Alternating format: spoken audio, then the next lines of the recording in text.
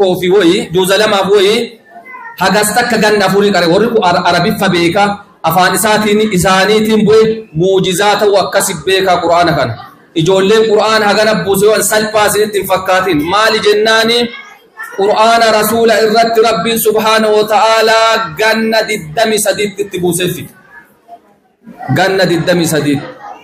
anjaarti annama guddaa amma qara'ee hin danda'u jette ganna 23 yoo teettatillee haafiza taata jechuudha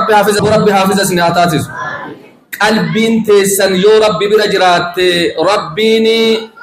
ولقد يسرنا القرآن للذكر فهل من مدكر يا ربي ولقد يسرنا القرآن للذكر